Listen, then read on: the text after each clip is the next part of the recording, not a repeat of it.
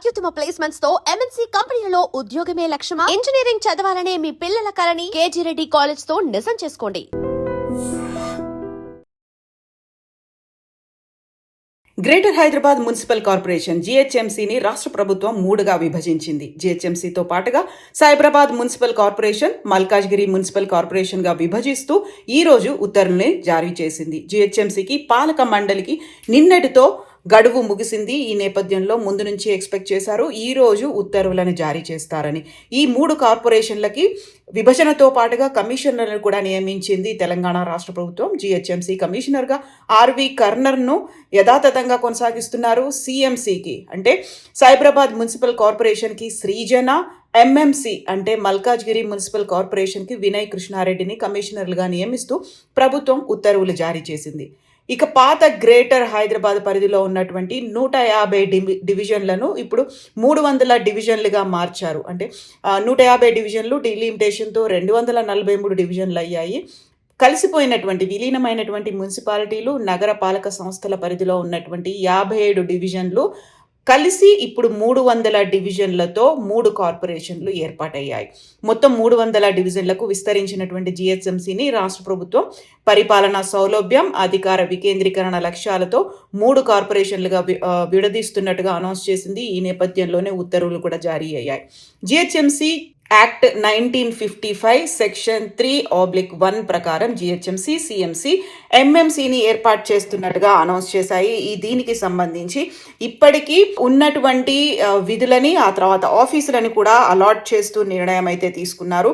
కొత్తగా మున్సిపల్ కార్పొరేషన్లను కూడా ఏర్పాటు చేశారు. ఇందులో భాగంగా ఈ మార్పుకి సంబంధించి, విభజనకు సంబంధించి ప్రభుత్వ ప్రధాన కార్యదర్శి కె రామకృష్ణారావు ఈ 3 కార్పొరేషన్లకు కొత్త కమిషన్లు నియమిస్తూ ఉత్తర్వులను కూడా జారీ చేశారు. ఈ నేపథ్యంలో కొత్త పాలక మండలి వచ్చే వరకు ప్రత్యేక అధికారిగా ఐఏఎస్ ఆఫీసర్ జయేష్ రంజన్ కొనసాగబోతున్నారు. కుకట్పల్లి, షేర్లింగంపల్లి, కుత్బుల్లాపూర్ జోన్లతో కలిపి సైబరాబాద్ మున్సిపల్ కార్పొరేషన్ ఏర్పడింది. ఇక ఎల్బీ నగర్, ఉప్పల్, మల్కాజ్గిరి జోన్లతో కలిపి మల్కాజిగిరి మున్సిపల్ కార్పొరేషన్ ఏర్పాటైంది. సికింద్రాబాద్, ఖైరతాబాద్, గోల్కొండ, చార్మినార్, రాజేంద్రనగర్, శంషాబాద్ జోన్లతో కలిసి జీహెచ్ఎంసీని విభజించారు. దీంతో పాటుగా కేవలం అక్కడ డివిజన్ల విభజన, పునర్వ్యవస్థీకరణ, డీలిమిటేషన్లతో పాటుగా జలమండలి పరిధిని కూడా విస్తరిస్తూ ప్రభుత్వం ఉత్తర్వులు జారీ చేసింది. ఔటర్ రింగ్ రోడ్డు పరిధిలో నీటి సరఫరాతో పాటుగా సీవరేజ్కి సంబంధించి మురుగు వ్యవస్థ నిర్వహణ బాధ్యతలను పూర్తిగా ఇప్పుడు వాటర్ బోర్డుకి, జలమండలికి అప్పగిస్తూ ప్రభుత్వం నిర్ణయం తీసుకుంది. ఓఆర్ఆర్ పరిధిలో ఉన్నటువంటి నీటి సరఫరా, సీవరేజ్ నిర్వహణను జీహెచ్ఎంసీ నుంచి జలమండలికి బదిలీ చేస్తూ ఆదేశాలు జారీ చేసింది. ఇప్పటిదాకా అయితే 1450 స్క్వేర్ కిలోమీటర్ల పరిధిలో ఉన్నటువంటి మంచినీటి సరఫరాని 650 స్క్వేర్ కిలోమీటర్ల మేర సీవరేజ్ నిర్వహణ చేస్తోంది జలమండలి. ఇప్పటి నుంచి మారినటువంటి ఉత్తర్వుల ప్రకారం 2053 స్క్వేర్ కిలోమీటర్ల వరకు మంచినీటి సరఫరాతో పాటు సీవరేజ్ నిర్వహణను కూడా జలమండలి చూడబోతోంది. ఇక దీనికి అనుగుణంగా కొత్తగా అవసరమైన ప్రాంతాల్లో సీవేజ్ ట్రీట్మెంట్ ప్లాన్లు నిర్మించేందుకు జలమండలి చర్యలు తీసుకోబోతోంది. నీటి సరఫరా, మురుగు వ్యవస్థతో పాటు సంబంధిత అనుబంధ మౌలిక వసతుల అభివృద్ధిని కూడా జలమండలి చేపట్టబోతోంది. దీనికి సంబంధించి ముందు నుంచి ఎక్స్పెక్ట్ చేస్తున్నట్టుగా 3 కార్పొరేషన్లను అయితే విడదీశారు. అందులోనూ 150 వార్డులతో గ్రేటర్ హైదరాబాద్ మున్సిపల్ కార్పొరేషన్ ఏర్పడుతుంది. 74 వార్డులతో గ్రేటర్ మల్కాజిగిరి మున్సిపల్ కార్పొరేషన్, 76 వార్డులతో గ్రేటర్ సైబరాబాద్ మున్సిపల్ కార్పొరేషన్ ఏర్పడింది. ఇక వీటికి సంబంధించి కార్యాలయాలను కూడా అలాట్ చేశారు. ప్రస్తుతం జీహెచ్ఎంసీ హెడ్ ఆఫీసులోనే greater Hyderabad municipal corporation office అనేది కొనసాగబోతోంది. తార్నాకాలో ఉన్నటువంటి హుడా కార్యాలయంలో గ్రేటర్ మల్కాజిగిరి కార్పొరేషన్ ఆఫీస్ ఉండబోతోంది.